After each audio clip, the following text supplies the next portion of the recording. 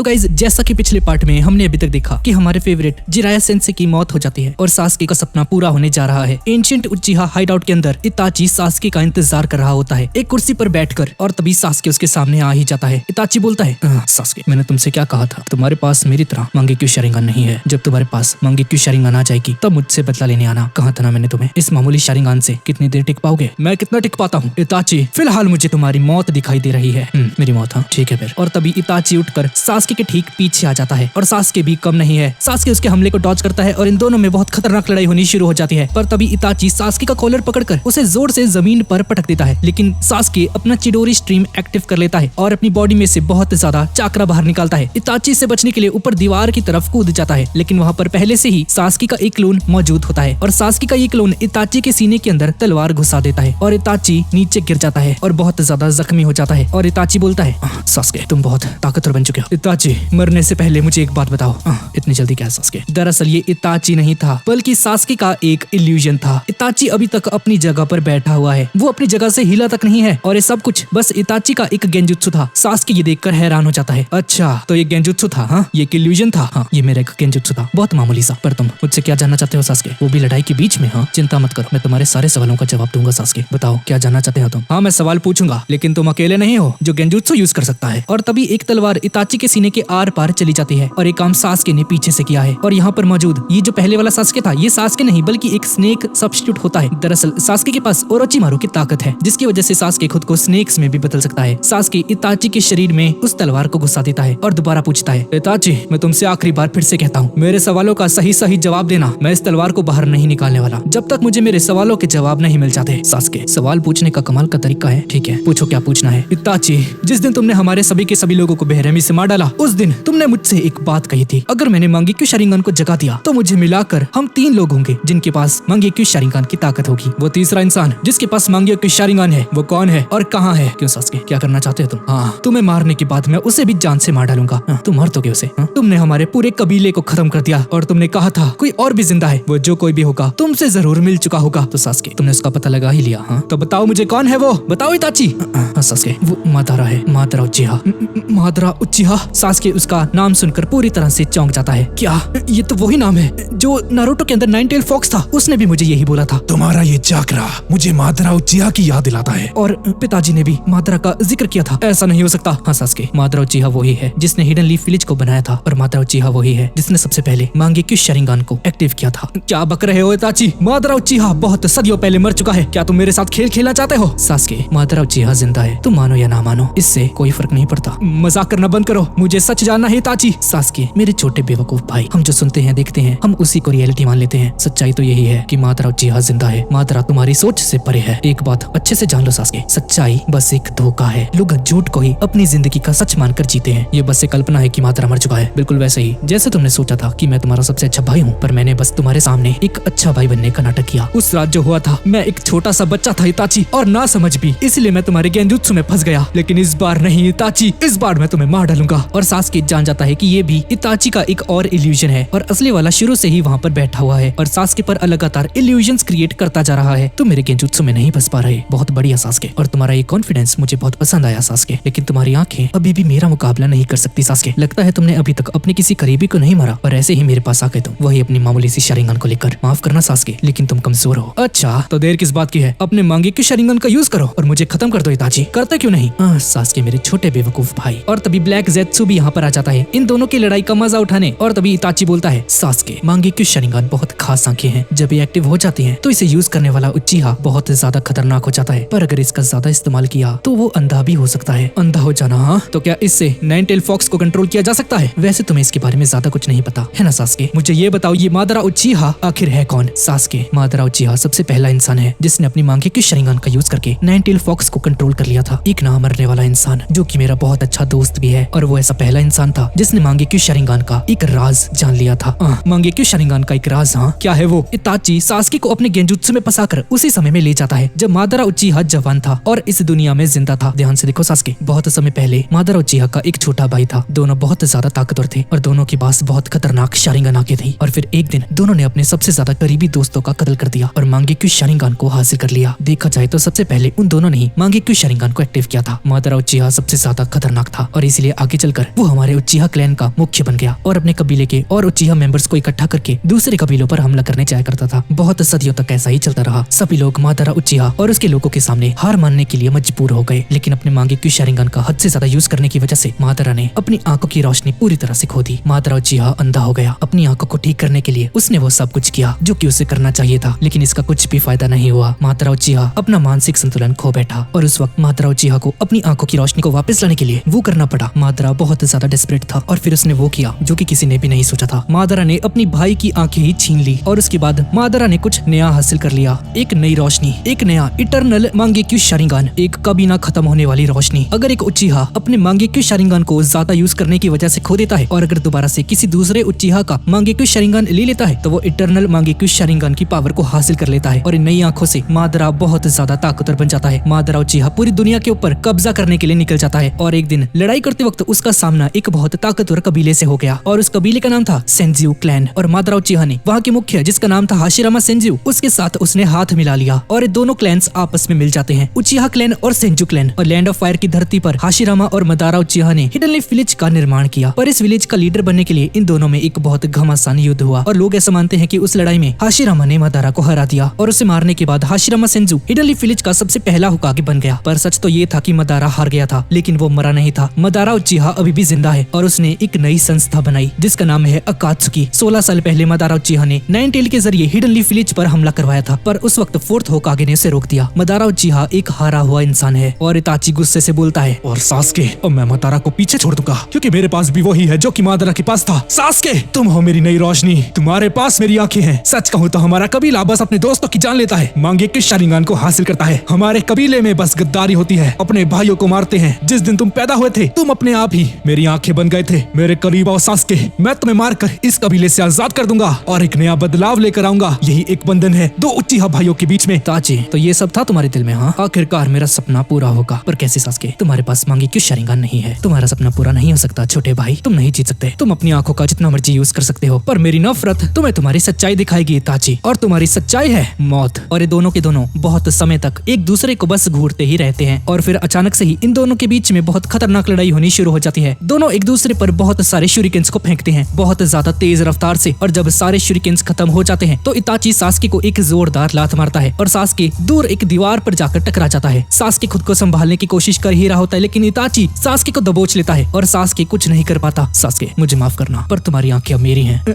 नहीं इताची, मैं तुम्हारी जान ले लूंगा। और इताची वो करता है जो कि हम कभी सपने में भी नहीं सोच सकते थे। इताची सचमुच सास्के की आंखें निकाल लेता है। सास्के की एक आंख निकल जाती है और सास्के दर्द के मारे जोर से चिल्लाता है। उसकी ये आवाज चारों तरफ गूंज जाती है, पर इतने में ये खत्म नहीं होता है। सास्के, मैंने पहले ही कहा था तुम्हारे पास मांगेक्यू शारिंगन नहीं है, इसलिए तुम मुझसे नहीं जीत सकते सास्के। और ऊपर से ब्लैक जेत्सु भी ये सब कुछ देख रहा होता है। बेचारा सास्के, नहीं, उसके साथ सही हुआ। और सास्के अपने मन में सोच रहा होता है ये सच नहीं है। नहीं सास्के, यही सच्चाई है। चलो ठीक है, अब मैं तुम्हारी दूसरी आंख भी निकाल लेता हूँ। इताची से ये सुनकर सास्के अपने श्रापित निशान को अपनी पूरी बॉडी में फैला लेता है और सास्के अपने विंग्स को एक्टिवेट कर लेता है। इताची थोड़ा सा दूर जाकर खड़ा हो जाता है और तभी इताची का एक क्लोन सास्के को पीछे से पकड़ लेता है और इताची सास्के का दूसरा आंख निकालते ही कुछ ऐसा होता है जो कि इताची ने कभी सोचा भी नहीं होगा। दरअसल ये सब कुछ इताची का गेंजुत्सु सुकुयोमी है। ये सब कुछ असली नहीं था और सास्के की आंखें उसकी जगह पर एकदम सही सलामत होती हैं। और सास्के ऐसा पहला इंसान है जिसने इताची के सुकुयोमी गेंजुत्सु को पूरी तरह से धराशायी कर दिया है। ककाशी सेंसे तक ऐसा नहीं कर पाए थे और ये देखकर इताची सचमुच बहुत ज्यादा हैरान हो जाता है। आखिर कैसे? मुझे यकीन नहीं हो रहा, तुमने मेरे सुकुयोमी को कैसे तोड़ दिया सास्के? अरे ये क्या देख रहा हूँ मैं? सास्के तो सुकुयोमी गेंजुत्सु में था ना? हाँ, लेकिन उसे तोड़ दिया है।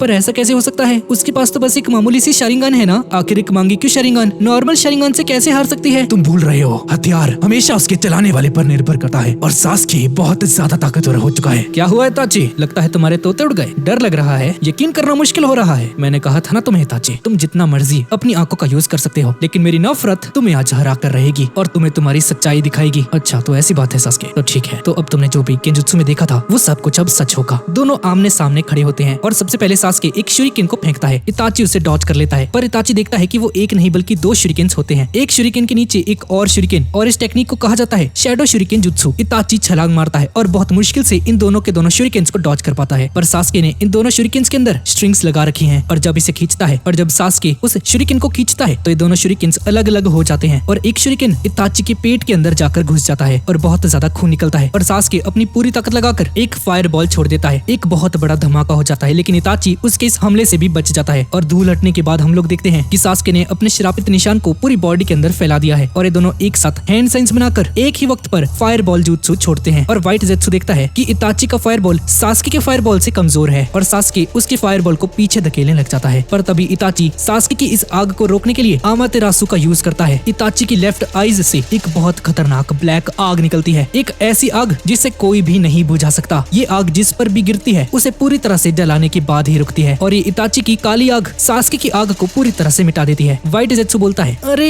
इसी का तो इंतजार था आमातेरासु। सास्के इससे बचने के लिए इस आग से दूर भाग जाता है, और हम देखते हैं कि इताची की आंखों से खून निकल रहा होता है। इताची का निशाना चूक जाता है, इसी वजह से उसका आमातेरासु आसपास के जंगलों पर फैल जाता है, पर आखिरकार इताची सास्के को अपनी आग की चपेट में ले ही लेता है, और जलने की वजह से सास्के दर्द से तड़पने लग जाता है। पर जैसा कि हम लोग जानते हैं सास्के के पास ओरोचिमारू की ताकत है, और उस काली आग से बचने के लिए सास्के अपने लाइटनिंग ब्लेड का यूज करके एक बहुत बड़ा छेद करता है, और ओरोचिमारू की तरह अपने पुराने शरीर को छोड़कर एक दूसरी बॉडी के अंदर चला जाता है। इताची और जेत्सु को लगता है कि सास्के मर चुका है, पर सास्के अपने श्रापित निशान का यूज करके खुद को बदल लेता है, और फायरबॉल जुत्सु से लगातार इताची पर हमले करता है, और आमातेरासु यूज करने की वजह से इताची की हालत बहुत ज्यादा खराब हो चुकी है, और इताची बहुत मुश्किल से ही सास्के के फायरबॉल से बच पाता है। सास्के के लगातार फायरबॉल छोड़ने की वजह से ये पूरी जगह तबाह होने लग जाती है, और काले बादल आसमान को ढक लेते हैं। दोनों बहुत ज्यादा थक जाते हैं, और इनका चाकरा लगभग खत्म होने वाला होता है। इताची बोलता है, हाँ, सास्के, तुम्हें देखने से लगता है तुम्हारे पास बहुत कम चाकरा बचा है, तो अब इस ड्रामे को बंद करो। अभी तो असली खेल शुरू हुआ है इताची। वैसे तुम्हारी हालत भी कुछ ज्यादा अच्छी नहीं लग रही, पर मेरे हुक्म का एक काफी भी बचा हुआ है, मेरा आखिरी और सबसे ताकतवर जुत्सु, जिससे तुम मर जाओगे इताची। इन बादलों को देखो इताची, तुम्हारी मौत बसी है इनमें, और अब तुम मेरे जुत्सु को देखोगे। तुम्हारा खेल अब खत्म होता है इताची। व्हाइट जेत्सु और ब्लैक जेत्सु बहुत ज्यादा हैरान हो जाते हैं कि सास्के अब क्या करने वाला है, और तभी आसमान में जबरदस्त बिजली चमकती है। दरअसल सास्के अभी जब पहले फायर बॉल्स छोड़ रहा था तो उसका असली निशाना इताची नहीं बल्कि आसमान था, और गर्मी की वजह से सास्के ने हवा का यूज करके बिजली बना ली ताकि वो अपना अगला और बहुत ज्यादा खतरनाक जुत्सु यूज कर सके। सास्के सबसे पहले अपने हाथों में चिडोरी को लेकर आता है और एक ऊंची दीवार के ऊपर जाकर खड़ा हो जाता है। इताची, इसे ध्यान से देखो, मेरे इस जुत्सु का नाम है किरिन जुत्सु, और ये जुत्सु तुम्हारी मौत है। सास्के अपने चिडोरी हाथ को आसमान की तरफ ऊपर करता है और एक बहुत बड़ा लाइटनिंग ड्रैगन आ जाता है। बहुत ज्यादा खतरनाक दिख रहा होता है, जो कि इताची ये देखकर हैरान हो जाता है, और एक जबरदस्त धमाका हो जाता है। जेत्सु और सास्के देखते हैं कि इताची पूरी तरह से जख्मी हो चुका है, और सास्के का चक्र भी खत्म हो जाता है। अरे इताची मर गया? हाँ, लगता तो ऐसा ही है।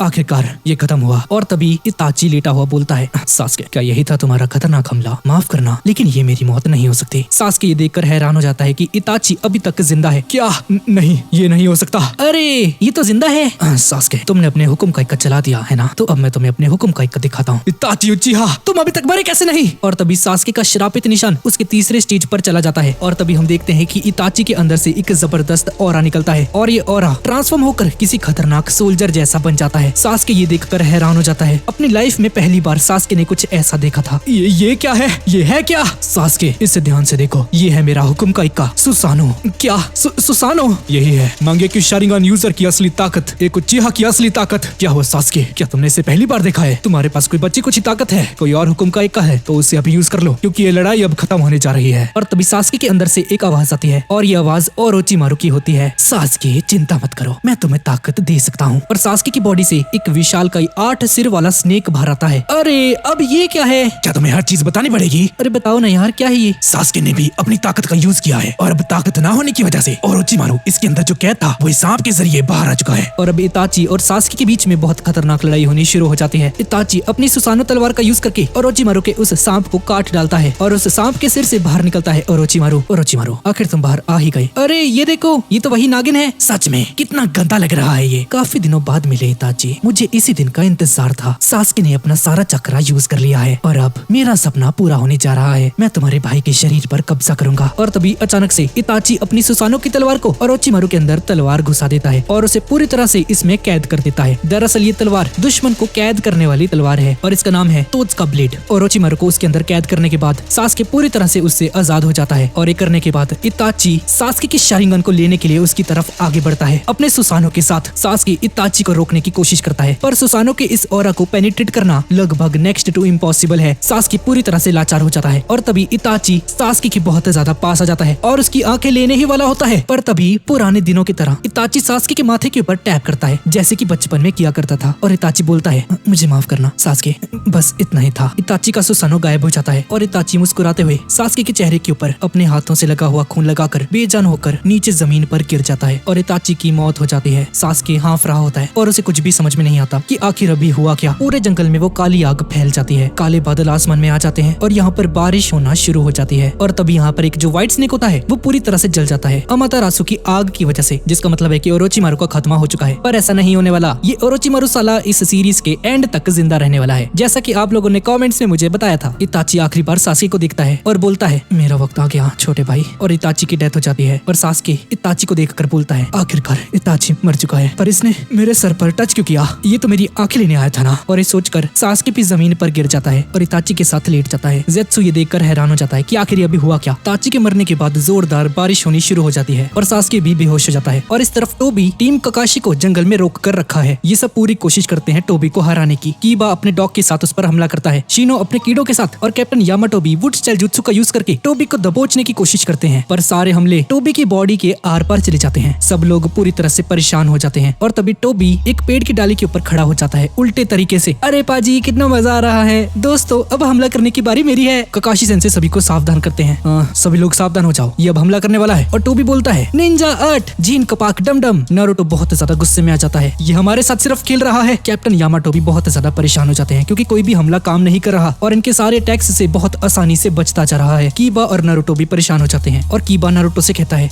नारुतो हमारा हमला तो एकदम सही था ना, तो ये बच कैसे गया? और नारुतो भी बोलता है, मुझे अच्छे से याद है कीबा, मेरा निशाना एकदम परफेक्ट था पर मैं उसके आर पार चला गया। और तभी सब लोग देखते हैं कि जेत्सु टोबी के पास आ जाता है और टोबी जेत्सु से पूछता है, अरे पौधे तुम आ गए यहाँ पर, तो बताओ क्या खबर है? सास्के ने वो कर दिखाया है, इताची उचिहा अब नहीं रहा। अरे पाजी ये कैसे हो गया? मुझे यकीन नहीं होता, मजाक कर रहा हूँ। मुझे ऐसा लगा ही था, मैं तुम लोगों को किसी और दिन खत्म करूंगा। और टोबी की शारिंगान आंखों को देखकर ककाशी सेंसे हैरान रह जाते हैं, क्या वो एक शारिंगान है? आखिरी आदमी है कौन है और इसके पास एक शारिंगान कैसे है? तब तक के लिए जी लो अपनी जिंदगी। इताची की मौत की खबर को सुनकर सभी लोग हैरान रह जाते हैं और तभी नारुतो चिल्लाकर जेत्सु को बोलता है, ओए पौधे सास्के कहाँ पर है? जेत्सु बोलता है, क्या बोला इसने मुझे? पौधा ये तो बस चंद दिनों का मेहमान है, छोड़ो इसे। ककाशी सेंसे बहुत ज्यादा हैरान हो जाते हैं कि इसके पास एक शारिंगान क्या कर रही है और इसके बाद ये दोनों यहाँ से गायब हो जाते हैं। और उनके जाते ही ककाशी सेंसे सबसे ऊंचे पेड़ के ऊपर जाकर अपने चारों तरफ देखने लग जाते हैं और उन्हें कुछ गड़बड़ लगती है और नीचे उतरकर इन सभी को अपने साथ चलने के लिए बोलते हैं, सभी लोग मेरे साथ चलो, सुबह होने से पहले हमें सास्के के पास पहुंचना होगा, जल्दी करो सभी लोग मेरे पीछे आओ। ककाशी सेंसे के बोलते ही सभी लोग उसी तरफ निकल पड़ते हैं जहाँ पर सास्के और इताची की फाइट हुई थी। और यहाँ पर पहले से ही टोबी यानी कि मादरा उचिहा पहुंच चुका है और जेत्सु भी। एक उचिहा मरने के बाद भी बहुत ज्यादा कीमती होता है, जल्दी काम पर लग जाओ जेत्सु। इडनली विलेज के निंजास यहाँ पर आते ही होंगे। इताची की लाश को हमें सुरक्षित रखना होगा, बाद में काम आ सकती है। मैं समझ गया। टीम ककाशी इस इलाके के नजदीक आती है और जलती हुई काली आग को देखकर रुक जाती है। नारुतो समझ जाता है कि इताची का जुत्सु है और ठरकिसानी ने मतलब जिराया सेंसे ने बोला था कि इससे दूर रहे। और नारुतो तुमने बिल्कुल सही कहा, अमातेरासु बहुत ज्यादा खतरनाक होता है। तभी कैप्टन यामाटो अर्थ स्टाइल जुत्सु का यूज करके एक रास्ता बना देते हैं, पर इसका कोई भी फायदा नहीं होने वाला क्योंकि सास्के यहाँ से जा चुका है। ये सभी लोग उस जगह पर जाते हैं पर देखते हैं कि सास्के यहाँ पर नहीं है और न इताची की लाश। ये जगह पूरी तरह से तहस नहस हो जाती है और ककाशी सेंसे बोलते हैं, हाँ मैं बिल्कुल भी हैरान नहीं हूँ क्योंकि यहाँ पर दो शारिंगान यूजर्स आपस में लड़े थे। नारुतो निराश हो जाता है, मैं इस बार भी नाकामयाब रहा, क्या मैं कभी सास्के तक पहुंच भी पाऊंगा या नहीं? आखिर कब तक ऐसा चलता रहेगा? सास्के तुम कहाँ हो? और इस तरफ सुगेत्सु अभी भी किसामे के साथ फाइट कर रहा होता है। ये दोनों आपस में फाइट कर रहे होते हैं कि तभी ब्लैक जेत्सु यहाँ पर आ जाता है। तुम दोनों इस तरह से यहाँ पर वक्त बर्बाद मत करो। अरे यार हम वक्त बर्बाद नहीं कर रहे थे, हम तो बस फाइट कर रहे थे। क्या हुआ जेत्सु? हाँ लड़ाई खत्म हो चुकी है। और तभी कारिन भी यहाँ पर आ जाती है और सास्के के बारे में पूछती है और व्हाइट जेत्सु बताता है कि सास्के बिल्कुल ठीक है। अरे चिंता मत करो, सास्के बिल्कुल सुरक्षित है। हमारे हाइड आउट के अंदर तुम सभी को हमारे साथ आना चाहिए क्योंकि हिडन लीफ विलेज के निंजास यहाँ पर बहुत जल्द आने वाले हैं। और व्हाइट जेत्सु किसामे से पूछता है, किसामे अब तुम क्या करोगे? तुम्हारा पार्टनर तो मर चुका है। और किसामे बोलता है, मेरा पार्टनर नहीं रहा, अब मैं आजाद हूँ। ठीक है समझ गया। और यहाँ पर अकात्सुकी के हाइड आउट के अंदर सास्के को होश आ जाता है और तभी टोबी यहाँ पर आ जाता है। मुबारक हो सास्के, तुम जीत गए। तुम्हारी हालत अभी अच्छी नहीं है तो हिलने की कोशिश मत करना, मुझे पहचाना, हम पहले भी मिल चुके हैं। और सास्के अपने मन में सोचता है, ये तो वही है, मैं इससे पहले मिल चुका हूँ। हाँ सास्के, पहले हम दुश्मन थे पर अब नहीं। मैं तुम्हें कुछ बताना चाहता हूँ एक सच। क्या तुम सुनना चाहते हो? ये तुम्हारे भाई के बारे में है। क्या तुम अपने भाई का सच जानते हो? चलो ठीक है, मैं तुम्हें बताता हूँ। तो सास्के, मैं भी तुम्हारी तरह एक उच्चीहा हूँ। सास्के उसका शारिंगान दिखता और जैसे ही सास्के उसकी शारिंगान को दिखता है तभी सास्के की दाईं आंख में से इताची की आंखों की तरह मांगेक्यू शारिंगान एक्टिव हो जाती है और अमातेरासु आग निकलती है। ये देखकर मदारा चौंक जाता है, पर ये अमातेरासु मदारा का कुछ नहीं बिगाड़ सकता। सास्के बोलता है, ये क्या था? अभी क्या हुआ? सच में मानना पड़ेगा, इताची बहुत अजीब है। मुझे पता नहीं था कि उसने यहाँ तक सोच रखा था। क्या बोलते जा रहे हो तुम? दरअसल तुम्हारे भाई ने मुझे मारने के लिए अपना जुत्सु तुम्हारे अंदर डाल दिया, या फिर मैं ये भी कह सकता हूँ कि तुमसे दूर रखने के लिए उसने अपना अमातेरासु तुम्हें दे दिया है और तुम्हारा मांगेक्यू शारिंगान भी जाग चुका है। पर इताची भी मेरे बारे में सब कुछ नहीं जानता था। आज मैं मर ही जाता। सास्के को कुछ भी समझ में नहीं आता। तुम कहना क्या चाहते हो? मरने से पहले इताची ने तुम्हारे लिए कुछ तो किया था। इताची ने अपनी ताकत तुम्हारे अंदर डाल दी है सास्के। ये क्या बोल रहे हो तुम? बकवास है ये। सास्के, तुम अभी तक समझे नहीं। उसने ये सब तुम्हें बचाने के लिए किया। क्या कहा तुमने? मुझे बचाने के लिए? झूठ मत बोलो, बहुत अच्छा मजाक था ये। एक और बार तुम्हें कहता हूँ मैं सास्के, तुम्हें लगता है तुम अपने भाई के बारे में सब कुछ जानते हो, पर दरअसल तुम कुछ नहीं जानते उसके बारे में। बस करो तुम, अगर ऐसे ही बकवास करते रहे तो मैं तुम्हें खत्म कर दूंगा। तो देर किस बात की है? तुम कोशिश करके देख सकते हो सास्के, तुम्हारे सामने ही खड़ा हूँ। तुम्हें इताची ने बताया होगा कि उस रात क्या हुआ, पर उसने ऐसा क्यों किया? उसने तुम्हें ये नहीं बताया होगा उसने अपने कबीले के लोगों को क्यों मारा। मैं जानता हूँ ये सच। मेरा नाम है मादरा उच्चीहा। चुप हो जाओ तुम, मैं तुम्हारी कोई बकवास नहीं सुनना चाहता। यहाँ से चले जाओ। तुम्हें सुनना पड़ेगा सास्के, ये तुम्हारा फर्ज है। ये सच सिर्फ मैं ही नहीं जानता, मेरे अलावा हिडन लीफ विलेज का डांजो, थर्ड होकागे और वो दोनों बूढ़े भी जानते हैं। ये चारों इताची का सच जानते थे। थर्ड होकागे इस दुनिया में अब जिंदा नहीं है, लेकिन ये तीनों डांजो और वो दोनों बूढ़े जानते हैं। सास्के को कुछ भी समझ में नहीं आ रहा होता। ये पागल आदमी क्या बोलता जा रहा है? ऐसा नहीं हो सकता। सास्के, अपने अतीत को याद करो। तभी सास्के बेकाबू हो जाता है और कुछ भी सुनना नहीं चाहता, इसलिए मादरा उसे रस्सियों से बांध देता है। सास्के, मुझे माफ करना, मुझे ऐसा करना पड़ा। मैं सिर्फ इतना चाहता हूँ कि तुम मेरी बात को शांति से सुनो। मैंने कहा ना मुझे कुछ नहीं सुनना। वो इताची, उसने मेरी पूरी जिंदगी तबाह कर दी। सभी लोगों को मार डाला उसने। सास्के, मैं मानता हूँ उसने तुम्हारे लोगों को मार डाला, पर ये सारा का सारा हिडन लीफ विलेज का ही एक ऑर्डर था जो कि उसने बस पूरा किया। चलो मैं तुम्हें शुरू से बताता हूँ, जहाँ से ये सब कुछ शुरू हुआ था। आखिर हिडन लीफ विलेज ने ऐसा आदेश क्यों दिया और इताची ने अपनी भावनाओं को मारकर ये सब किया था सदियों पहले। जब लड़ाई का युग चल रहा था, दो कबीले ऐसे थे जिनसे सभी लोग डरते थे। एक था इनका उच्चीहा कबीला और दूसरा था सेंजू कबीला। उच्चीहाओं के पास कमाल की ताकत थी और शारिंगान भी, और मादरा उच्चीहा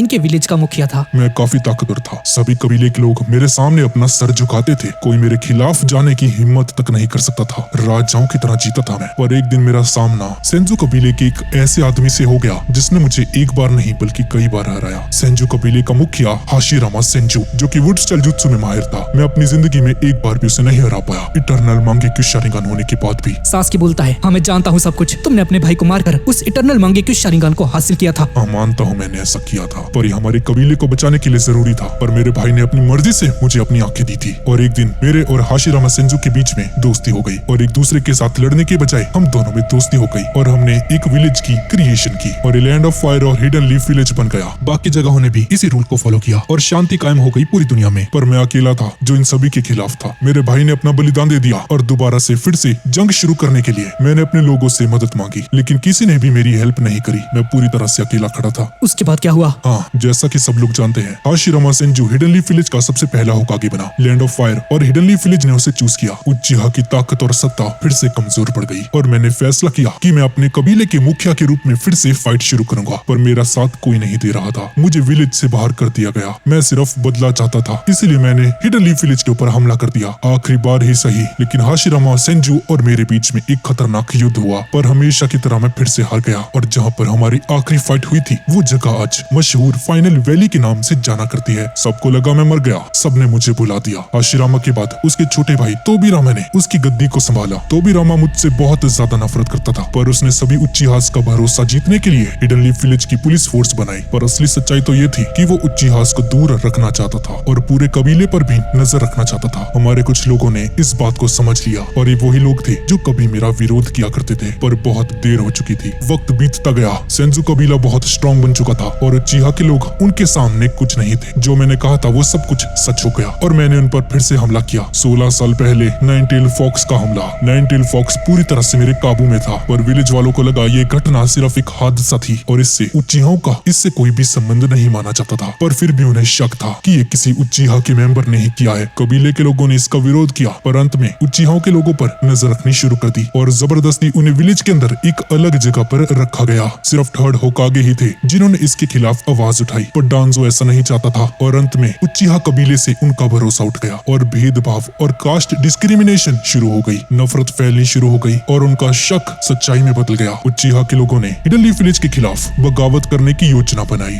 क्या बगावत? हाँ बगावत। और हिडन लीफ विलेज ने अपना एक जासूस उचिहा क्लैन के अंदर छोड़ दिया और ये जासूस कोई और नहीं बल्कि तुम्हारा बड़ा भाई इताची उचिहा था। उचिहा ने बगावत करने की सोची और इताची जासूस था। हाँ मैं जानता हूँ सास्के, इस कड़वे सच से तुम्हें दूर रखा गया है क्योंकि तुम उस वक्त एक बच्चे थे। तुम्हारे पिता इस पूरे प्लान के मास्टरमाइंड थे। उन सब के लिए तुम्हारा भाई बुगाकू उचिहा की हुक्म पर काम कर रहा था पर ये पूरी तरह से उल्टा था। दरअसल तुम्हारा भाई हिडन लीफ विलेज के लिए काम करता था और उचिहा लोगों की जानकारी उन्हें देता था। एक डबल एजेंट था। इताची के ऊपर बहुत ज्यादा प्रेशर था। पर आखिर क्यों इताची ने उचिहा को धोखा क्यों दिया? हाँ सास्के, तुम्हें ये समझाना बहुत मुश्किल होगा पर कोशिश करके देखता हूँ। इसकी वजह है तीसरा विश्व युद्ध। जब इताची सिर्फ 4 साल का था तो उसने अपनी आंखों से उस तबाही को देखा था। किस तरह से लोग एक दूसरे को मार काट रहे थे, चीर कौए उनकी लाशों को नोच रहे थे। वो विश्व युद्ध इतना ज्यादा खतरनाक था कि उससे लाखों करोड़ों बच्चे अनाथ हो गए। ये सब इताची ने 4 साल की उम्र में देख लिया था। एक बच्चे के लिए ये सब देखना बहुत ज्यादा दुखदायक होता है। उस युद्ध ने इताची की जिंदगी को हमेशा के लिए बदल दिया और इसके बाद वो ऐसा पहला इंसान था जिसे बहुत कम उम्र में ही विलेज की सुरक्षा करने का मौका मिला था। इताची हमेशा शांति बनाए रखना चाहता था। अपने कबीले की जिम्मेदारी होते हुए भी वो हिडन लीफ विलेज को बहुत ज्यादा पसंद करता था। विलेज ने उसका फायदा उठाया। उन 3 लोगों ने थर्ड होकागे के बिना पूछे ही इताची को एक खुफिया मिशन दे दिया और ये खुफिया मिशन था उचिहा को पूरी तरह से खत्म करना। पर मुझे यकीन नहीं होता कि इताची इतनी आसानी से कैसे मान गया। इताची को ये सब करने के लिए मजबूर किया गया था क्योंकि अपने ही कबीले के लोगों को इतनी बेरहमी से मार डालना कोई आसान काम नहीं। पर यह भी सच है कि अगर इताची ऐसा नहीं करता तो उचिहा जल्द ही बगावत कर देते और विलेज के अंदर सिविल वॉर शुरू हो जाती और बाकी के नेशंस भी विलेज की इतनी बदतर हालत देखकर हमला करने आ जाते और इसकी वजह से चौथा विश्व युद्ध शुरू हो जाता। इताची ये सारी बातें जानता था और ये भी जानता था कि उचिहा कबीले के अंदर कुछ मासूम लोग भी हैं जिनका इन सब से कोई वास्ता नहीं। पर इताची अगर इस कदम को नहीं उठाता तो चौथा विश्व युद्ध फिर से शुरू हो जाता और वापस से कई लोग मारे जाते।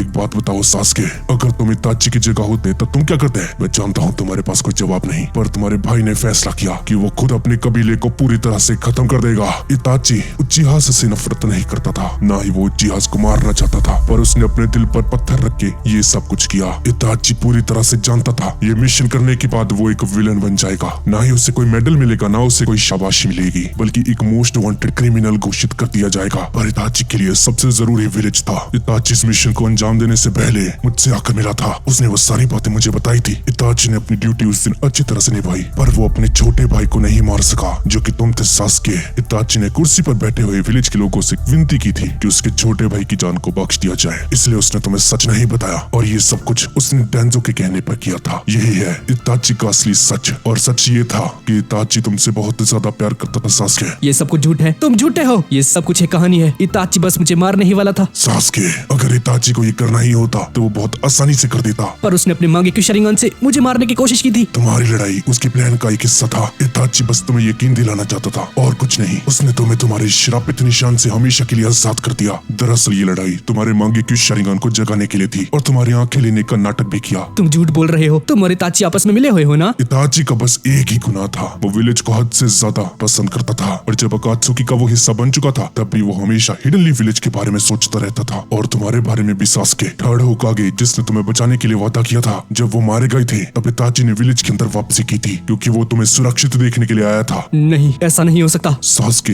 सच्चाई से दूर मत भागो। तुमने एक बात पर गौर नहीं किया, इताची ने सभी को मार दिया विलेज की खातिर पर तुम्हें नहीं मार पाया। क्या तुम इसका मतलब जानते हो सास्के? तुम्हारी जिंदगी विलेज से ज्यादा कीमती है। अब इससे ज्यादा मैं तुम्हें नहीं समझा सकता। अब सुबह होते ही विलेज के बाकी मेंबर्स भी हाइड आउट में पहुंच जाते हैं और हम एक नए सास्के को देखते हैं। एक नया सास्के जो अपने भाई की मौत पर खुश नहीं बल्कि अपने भाई के मरने के दुख पर फूट फूट कर रो रहा होता है क्योंकि सास्के को समझ में आ चुका है कि इताची निर्दोष था। इताची ने सब कुछ डांजो के कहने पर किया था और वो सास्के को हमेशा से बहुत ज्यादा प्यार करता था। और सास्के एक फैसला लेता है, सुगेत्सु, कारेन, जुको, आज अभी से हमारी हमारी इस टीम का नाम टीम हैप्पी नहीं, टीम टाका होगा। और टीम टाका का सिर्फ एक ही मकसद होगा, हिडन लीफ विलेज की तबाही। और दूसरी तरफ यहाँ पर हमने पूरी कोशिश की, लगता है किस्मत की भी यही मर्जी है। सास्की यहाँ पर है ही नहीं तो हम कुछ नहीं कर सकते। चलो वापस विलेज चलते हैं। नारुतो माफ करना मुझे, पर अब कोई रास्ता नहीं नारुतो। और इन सभी को विलेज जाना पड़ता है। और इस तरफ अकात्सुकी के हाइडआउट के अंदर सास्के आसमान को देखकर बहुत कुछ सोच रहा होता है। सास्के, तुम यहाँ पर क्या कर रहे हो? जब मैं इस पूरे चांद को देखता हूँ तो मुझे उसी रात की याद आती है और अब इताची की वजह से मैं उन्हीं सब यादों को वापस से याद करता जा रहा हूँ। बहुत पुरानी अच्छी यादें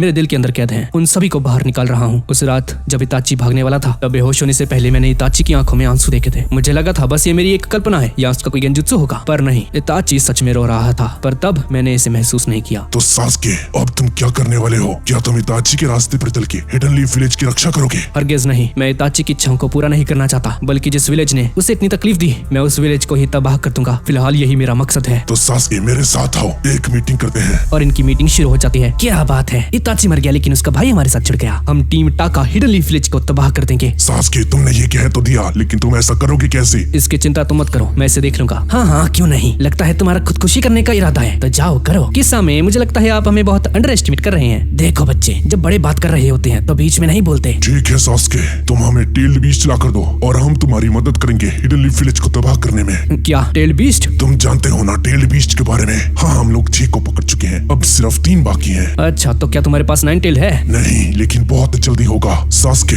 तुम और तुम्हारी टीम एक टेल्ड बीस्ट को पकड़ो, उसके बाद हिडन लीफ विलेज को तबाह करने में हम तुम्हारी मदद करेंगे। और ये मीटिंग यहीं पर खत्म हो जाती है और टोबी और ब्लैक जेत्सु आपस में मिलते हैं। बहुत जल्द हमारे पास 9 टेल बीस्ट होंगे। मुझे तो इंतजार ही नहीं हो रहा। पर किसने सोचा था कि हमारे इतने सारे सदस्य मारे जाएंगे? हाँ, तुमने सही कहा। सभी ने अपना योगदान दिया है। देइतरा, सासुरी, काकाजू, हेडान और इताची भी। उन सब के बिना हम इतनी दूर तक नहीं जा सकते थे। और अब तो सास्के भी हमारे साथ है। सास्के इस वक्त लैंड ऑफ फायर के हिडन क्लाउड विलेज में गया है एक जिंचुरिकी को पकड़ने। अब कुछ दिनों बाद टीम टाका वहाँ पर पहुंच जाती है और सास्के ऑफिशियली अकात्सुकी का एक मेंबर बन जाता है। और इन सभी को पता चलता है कि इस वक्त 8 टेल जिंचुरिकी अभी किसी ट्रेनिंग ग्राउंड के अंदर ट्रेनिंग कर रहा है और सास्के उस तरफ चल पड़ता है और ये तीनों उसी तरफ निकल पड़ते हैं। और उसी वक्त हम उसी 8 टेल जिंचुरिकी को देखते हैं और ये 8 टेल जिंचुरिकी बोलता है, ये सूरज की किरणें मुझे पसंद नहीं बिल्कुल भी, मैं हूँ 8 टेल बीस्ट का जिंचुरिकी। इसके बाद वो वहाँ से बाहर आते ही सास्के को अपने सामने खड़ा हुआ दिखता है और इस बंदे का नाम है किलर बी। सो व्हाट्सअप, क्या हाल है? क्या तुम ही हो 8 टेल बीस्ट के जिंचुरिकी? अरे अरे अरे, ऐसे क्यों बात कर रहे हो मेरे से? तो बताइए क्या काम है आपको मेरे से? हम लोग यहाँ पर तुम्हें पकड़ने आए हैं। No no no no, my English very good. Show some इज्जत like this please, always show some इज्जत। You got it? कारेन, तैयार हो जाओ। और अब सबसे पहले सुगेत्सु अपनी तलवार से किलर बी पर हमला कर देता है, पर किलर बी बहुत आसानी से उसे अपनी हाथों से ही रोक देता है और उसकी तलवार भी छीन लेता है। जब जूगो उस पर हमला करता है तो किलर बी के एक ही वार से जूगो बेहोश हो जाता है। आई एम सो ताकतवर, you guys can't defeat me, I will हराउ यू। समझे कुछ? ये कैसी इंग्लिश है इसकी? पागल वागल है ये? अरे यार, इसकी अंग्रेजी बंद करो कोई, मेरा दिमाग खराब हो रहा है। अब किलर बी जूगो को उठाकर उनकी तरफ फेंक देता है और सास्के बोलता है, तुम सब अपनी कमर कस लो, इसे हराने में बहुत मुश्किल होने वाली है। हे यू, फर्स्ट टेल मी, तुम लोग मुझे क्यों पकड़ना चाहते हो? अब इसकी जरूरत नहीं पड़ेगी, तुम सब तैयार हो जाओ, ये लड़ाई बहुत ज्यादा मुश्किल होने वाली है। और इस सीरीज का 19th पार्ट यहीं पर खत्म हो जाता है। तो गाइज यही थी आज की वीडियो। तो गाइज मदारा की वॉइस निकालते निकालते मेरा गला पूरी तरह से खराब हो चुका है। मदारा है गाइज, वॉइस को जस्टिफाई करना पड़ता है। और गाइज वीडियो कैसी लगी नीचे कमेंट्स में जरूर बताना। और गाइज इस बार वीडियो का लाइक टारगेट रखते हैं 20 के लाइक्स। गाइज मुझे आप पर पूरा भरोसा है कि आप इसको एक ही दिन में कंप्लीट कर दोगे। और गाइज वीडियो में सबसे इंटरेस्टिंग पार्ट कौन सा लगा प्लीज नीचे कमेंट में मुझे जरूर बताना। तो ठीक है गाइज, और मिलते हैं इसके अगले पार्ट।